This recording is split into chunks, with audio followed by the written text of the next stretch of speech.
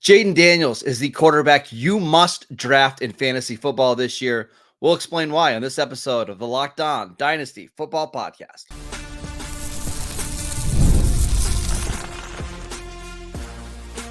You are Locked On Dynasty Football, part of the Locked On Podcast Network. Your team every day. Here are your hosts, Marcus Mosher and Kate Madjuk. Welcome back to the Locked On Dynasty Football Podcast, part of the Locked On Podcast Network, your team every day. We'd like to thank you for making us your first listen of the day. Today's episode is brought to you by Gametime. Download the Gametime app, create an account, and use promo code LOCKEDONNFL for $20 off your first purchase. Terms apply. I am your host, Marcus Mosher. You can follow me on Twitter at Marcus_Mosher. Joining me today is Kate Madjuk, who was out for a couple of days last week. She is back on the show. Make sure you're following her on Twitter at Kate Madjuk. Make sure that you are also reading her at Yahoo Fantasy as well. A little programming note. We are back to 5 days a week for the rest of the year. So you're going to get your fantasy content, your dynasty content every single day for the next however many months. So we are excited about that. But on today's show, we're going to talk about the 3 quarterbacks that you have to draft in your leagues in 2024. And Kate, the floor is yours. Who are you drafting?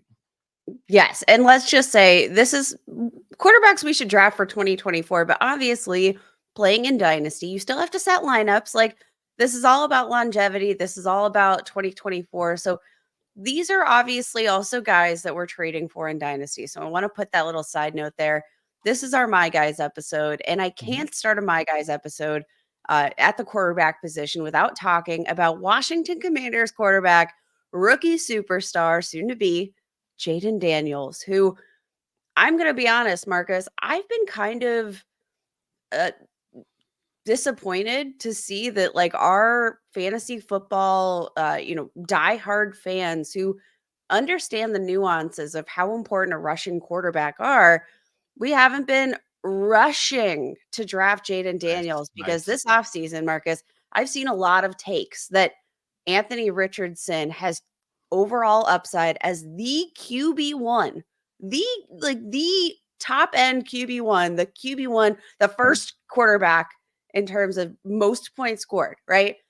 But if we're looking at Anthony Richardson that way, I think we have to look at Jayden Daniels in that way, because I'm going to give, Anthony Richardson his flowers. He's got a really talented receiving core. Jayden Daniels, maybe not as much depth there in terms of his receiving core, but I look at Jayden Daniels in terms of his total rushing upside. I got to say it's going to match Anthony Richardson's. And then I look at his upside as a passer. I think Jayden Daniels is a much more accurate passer in every single layer of the field. Like Anthony Richardson, let's give him his flowers for his down the field passing. But Jayden Daniels, I think in general, a much more accurate passer at every level of the field that I think is going to translate to a safer passing floor with equal rushing upside. I like it. We also talked about Dan Quinn's impact, and I know Dan Quinn, a defensive-minded head coach over in Washington now, but one of the things about Dan Quinn is rather than turtling up and playing defensive style football and running the ball and, trying to wear out the clock, that's not really Dan Quinn. What Dan Quinn wants to do is be aggressive, play fast, and that's on both sides of the ball.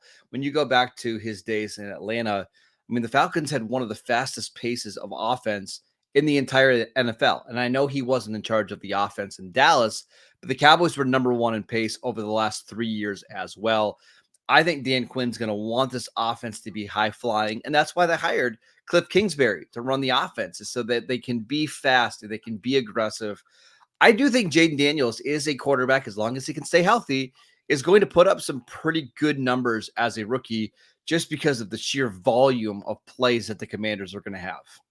I think that's a great point. In 2023, his final season at LSU, Daniels was the only quarterback in college football with a 90-plus PFF passing grade and a 90-plus PFF rushing grade, ranked second among all quarterbacks, 1,301 rushing yards, another 10 rushing touchdowns on the ground. And then You look at the fact that he threw 40 touchdowns, 8.4% big time throw rate, complementing a very low turnover worthy play rate, 1.7% turnover worthy play rate per PFF. That ranked bottom 12 in the league. He's also playing with Cliff Kingsbury. You mentioned the head coach and Dan Quinn, but Cliff Kingsbury was also instrumental in playing with or coaching Kyler Murray in some of his most successful seasons as a passing and rushing quarterback. I just think Jayden Daniels is set up for so much success as a rookie. Again, could the realm of pass catchers be upgraded? I think there's room to grow there, but honestly, if the read's not open, and it might not be with this group of playmakers. We know Terry McLaurin's great. Jahan Dotson's still a bit of a question mark. Ben Sinnott, love him, but he's a rookie tight end. Let's see how that comes to fruition. Austin Eckler, a great receiving back, but how much will he use as a rushing quarterback? Like, yeah, if he can't find the read, he's going to run. And I think he's going to run very often. In 4 of the last 5 seasons, the overall quarterback one has had 500 or more rushing yards. And I want to just go through this exercise. How many quarterbacks this year are you looking at with potential to have 500 plus rushing yards? Like, how many quarterbacks Let's go have through them. rushing upside than Jayden Daniels Let's go right through now? them. Josh Allen, yes, right? Yes. Patrick Mahomes, no. Jalen Hurts, yes. CJ Stroud, I would say no. Lamar Jackson, CJ yes. Stroud is a heck no. Yeah, no. Lamar Jackson, yes. Anthony Richardson, yes. Joe Burrow, no. Kyler Murray, yes. Justin Herbert, no. Caleb Williams, no. Jordan Love, no. Jayden Daniels, obviously, yes. Brock Purdy, no. Dak, no. Tua, no. Jared Goff, no. JJ McCarthy, Deshaun Watson, yeah, you're right. There's only a handful of guys that can.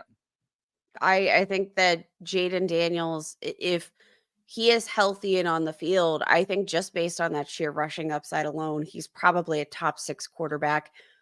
And again, like one of those situations where he doesn't need to be perfect as a passer, right? You look at Lamar Jackson, and despite that he's been a very efficient passer throughout his career, but like when we're looking from a volume standpoint, right? Like you kind of forget because he has been a 2-time MVP.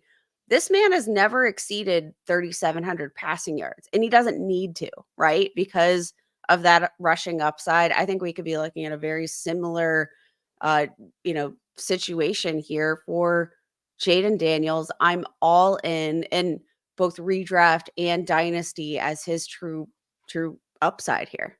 Can I give you another reason why I really like Jayden Daniels this year for fantasy?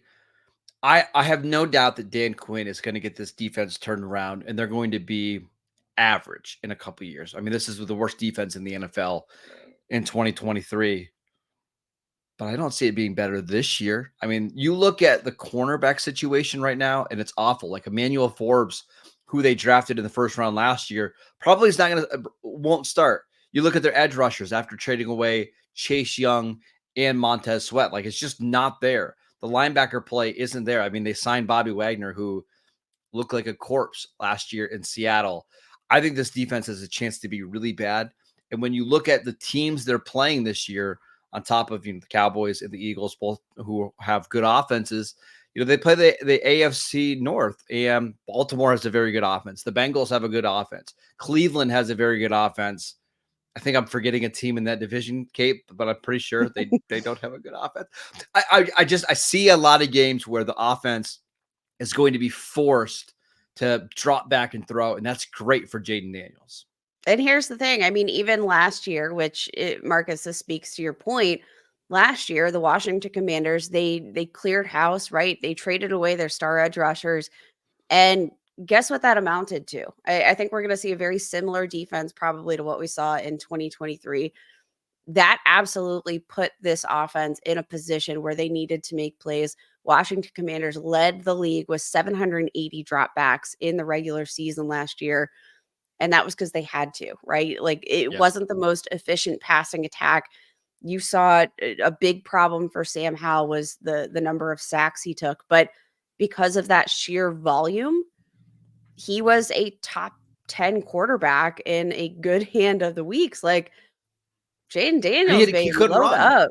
Like he had no, I mean, Sam Howell was a runner in college, but he doesn't have the athleticism in the NFL to run away from guys. Jayden Daniels does. And that's why this Mhm. offense is going to be so much more dynamic. So I think this is a great, great call by you. I love him in obviously Dynasty, but in redraft as well. All right, Kate, I want to tell you about one of my guys at the quarterback position this year. Pretty similar to Jayden Daniels, just a lot more experienced. We will talk about Kyler Murray next. This episode is brought to you by Gametime. Gametime is an authorized ticket marketplace of Major League Baseball, which makes getting tickets faster and even easier. Prices on the Gametime app actually go down the closer that it gets to first pitch. And with killer last minute deals, all in prices, views from your seat, and their lowest price guarantee, Gametime takes the guesswork out of buying MLB tickets. Listen, you can save up to 60% off buying tickets last minute for sports, concerts, comedy, and theater events near you. Save even more with exclusive in app deals on select seats ahead of the game or the event. And get this, you can save even more when you choose a section and let Game Time pick your exact seats. It's absolutely fantastic. Take the guesswork out of buying MLB tickets with Game Time. Download the Game Time app, create an account, and use promo code LOCKDOWNNFL for $20 off your first purchase. Terms apply. Again, create an account, redeem promo code LOCKDOWNNFL for $20 off. Download Game Time today. Last minute tickets, lowest price guaranteed. Welcome back to the Locked On Dynasty Football Podcast. Are you watching Fox Sports or ESPN on your TV all day? Are you having to turn down the volume because of all that shouting? Make the switch to Locked On Sports today, a free 24/7 sports streaming channel program for you every day to bring you the biggest stories without all that unnecessary screaming. Locked On Sports today brings you can't miss analysis, opinions, and news streaming 24/7 on YouTube or on the free Amazon Fire TV channels app, part of the Locked On Podcast Network, your team every day.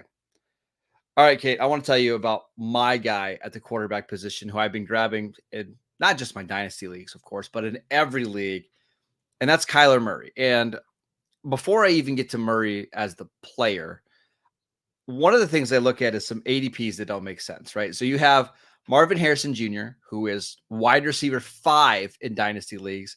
And in redraft leagues, I think he's being drafted as like wide receiver 6 or wide receiver 7. You've got Trey McBride, who's being routinely drafted as tight end 2 in dynasty leagues. They've also got, Greg Dortch, who I love quite a bit. You've got Michael Wilson. And yet Kyler Murray is somebody who's pretty consistently being drafted outside the top 10 quarterbacks. So how can you have a quarterback with this much rushing upside with a top receiver and a top tight end being drafted so late? Yeah, I don't think that makes sense at all. And I think what is probably the most interesting is that you look at Kyler Murray, ranked 10th in fantasy points per game last year.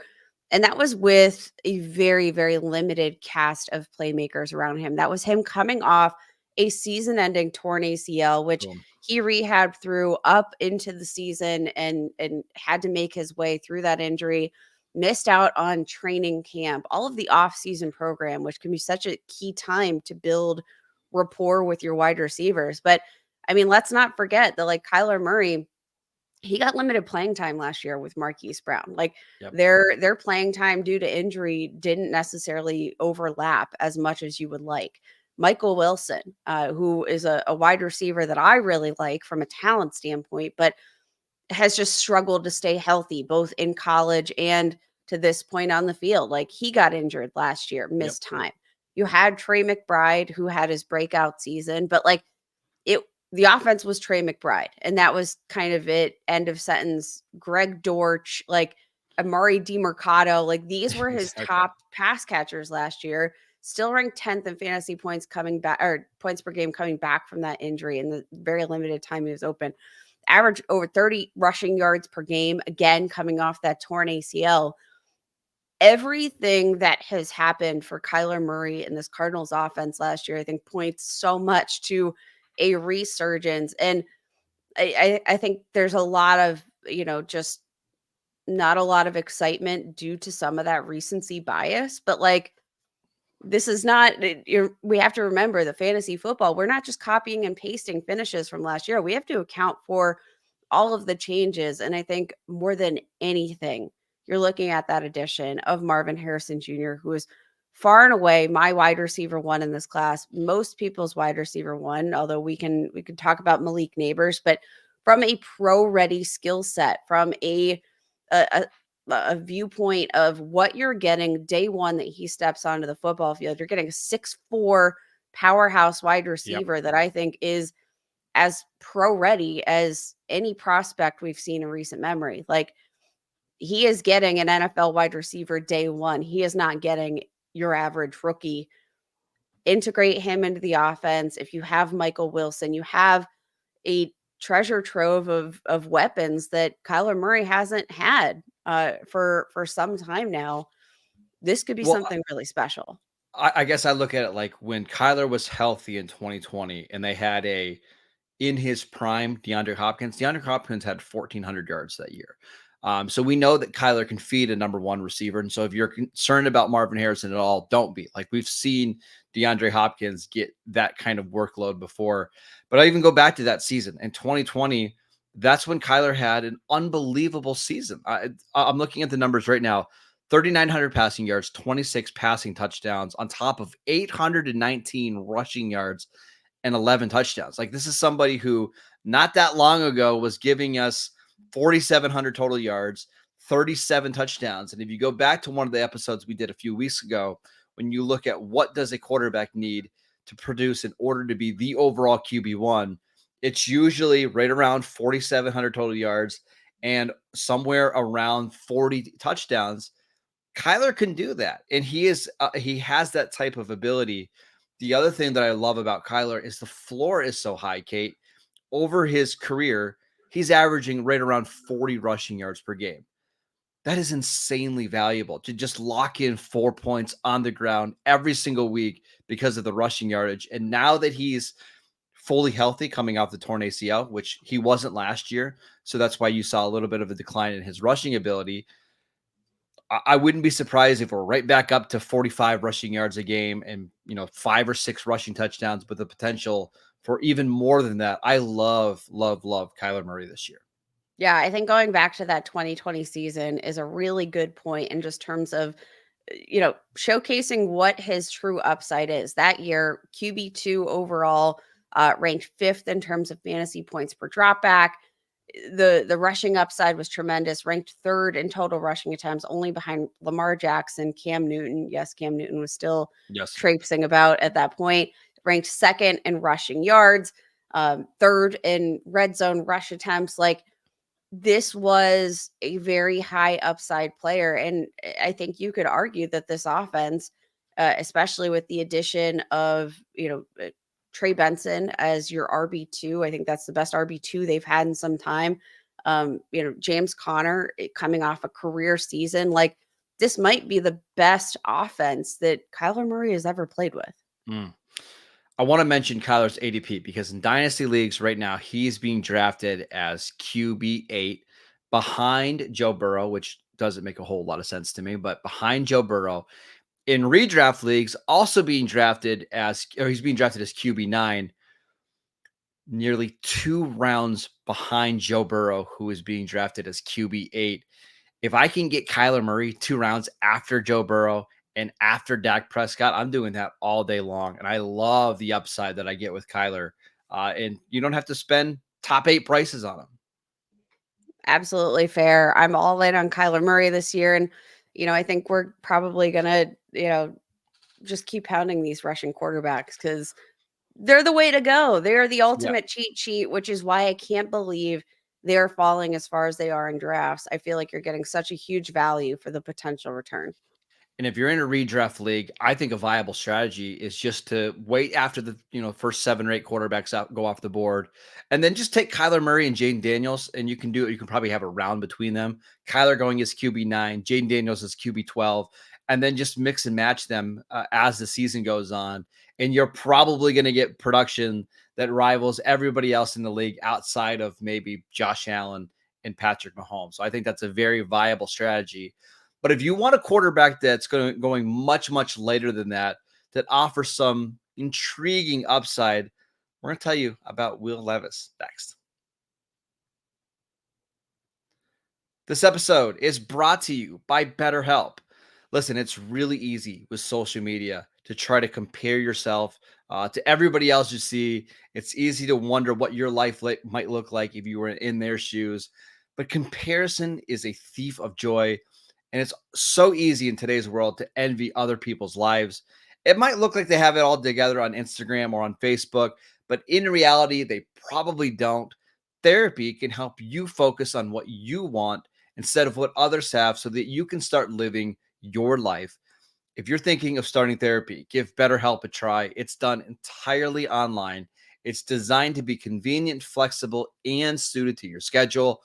All you have to do is fill out a brief questionnaire to get matched with a licensed therapist, and you can switch therapists at any time for any reason at no additional charge. Stop comparing and start focusing with BetterHelp. Visit betterhelp.com/lockedon today to get 10% off your first month. That is BetterHelp, HELP.com/lockedon. Welcome back to the Locked On Dynasty Football Podcast. Everydayers, on tomorrow's show, Kate and I are going to tell you about our guys at the running back position that you should be targeting in your Dynasty leagues and in your redraft leagues. So make sure you tune in for that. But Kate, let's talk about Will Levis, who is the cheapest of the three quarterbacks that we mentioned here today. Why are you intrigued by Will Levis? I think we're really underrating this Titans offense in general, Marcus. I'm looking at what the Titans have done to surround Will Levis in terms of personnel. Now, obviously, you look at DeAndre Hopkins, he still is wide receiver one. That's exciting, right? It's still exciting. Sure. He's still a true number one wide receiver. He's still talented, maybe losing some of the athleticism that comes with age, but from a skill standpoint, he is still DeAndre Hopkins. There is no question about that. You add in Calvin Ridley into this mix. You add in Tyler Boyd to add a security blanket over the middle of the field. You add Tony Pollard to complement the likes of Tajay Spears, who, I mean, I'm looking at that as a pretty formidable backfield, right? That's a excellent 1-2 punch in terms of explosion, receiving ability. Like, can I give you a tease real quick for tomorrow? Yes. One of these running backs is going to be mentioned in tomorrow's show. So make sure okay, must draft running backs. I like that. And I think very justified. Like I think from a talent perspective, I'm looking at these two as one of the top RB1, RB2 duos in the nation right now. And I don't really think anybody's thinking of them that way. Mostly because of Tony Pollard's, disappointing first half of the season last year. But in the second half, he looked like Tony Pollard of old. Like I think in general are underrating what this offense has done. But from a fantasy upside, Marcus, what I want to do is point out the fact that, do you remember old school Jameis Winston, who would just shuck the ball into the air with literally no regard for anything? Mr. 30 for 30. I get it. Mr. 30 for 30. Let's not forget, he was a top 5 quarterback last year because he didn't care. He threw the ball up for as many, obviously scoring in your fantasy leagues is very dependent. If you have a league that highly penalizes turnovers, probably not going to be the way to go. But if you don't, if you're in a standard scoring, quarterback scoring format, like Will Levis, he pushed the ball down the field with one of the highest deep passer rates on throws of 20 plus air yards last year in the entire league. And that was only with DeAndre Hopkins and like Treylon Burks, right? Like you throw in Calvin Ridley, who I think is going to be very an excellent asset to help support those YOLO balls, those deep pass attempts. Like I think there's a high potential for upside here. Also, you look at Will Levis's build in general. If they take a few more trips to the red zone, which I think they could do, I would love to see them utilize him, around the goal line, utilize that gigantic frame. Because, I mean, Marcus, in his final 2 seasons at Kentucky, he ranked top 20 in terms of PFF rushing grade, 82.5 PFF rushing grade.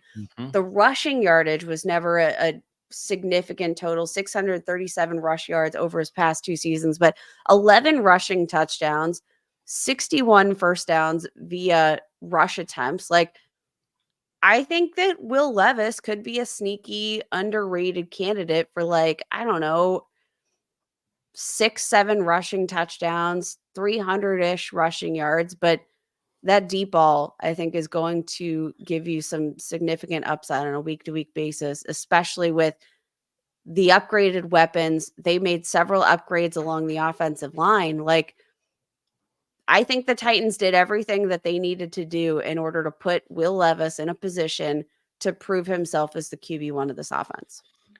Just a couple things I wanted to add.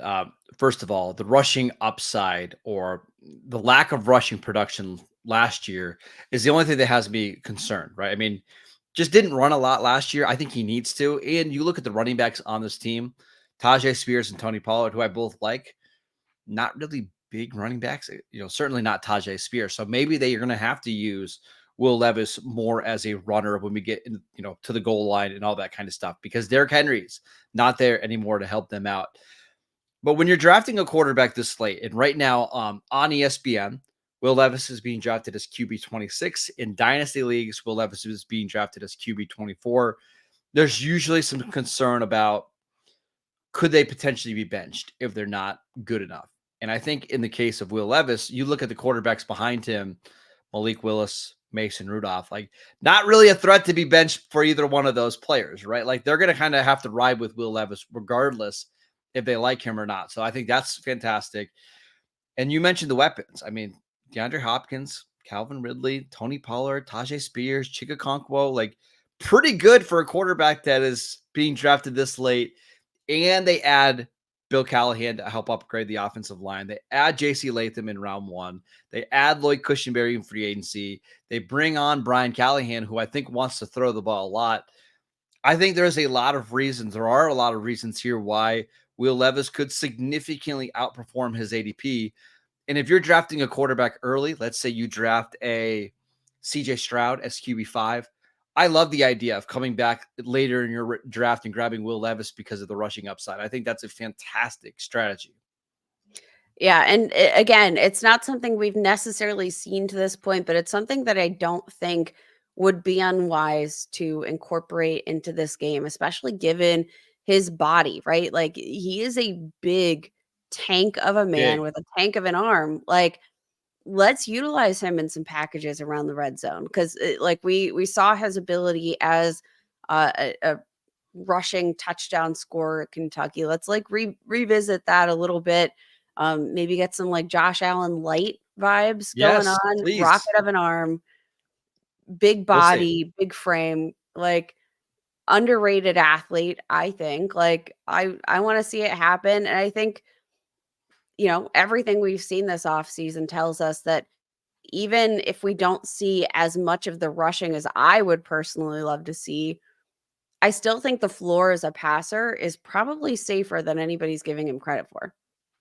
All right, that is it for today's show. We want to thank you for making Locked On Dynasty Football your first listen every single day. Again, every day on tomorrow's show, we're going to be discussing 3 running backs that you have to draft in both your redraft and your Dynasty League. So make sure you're tuning in for that. Go download the podcast wherever you get your podcasts. We are free and available on all platforms. Check out the YouTube channel as well. Follow Kate on Twitter at Kate Majuk. Make sure you're reading her at Yahoo Fantasy. I'm at Marcus _Mosier, and we will see you right back here tomorrow.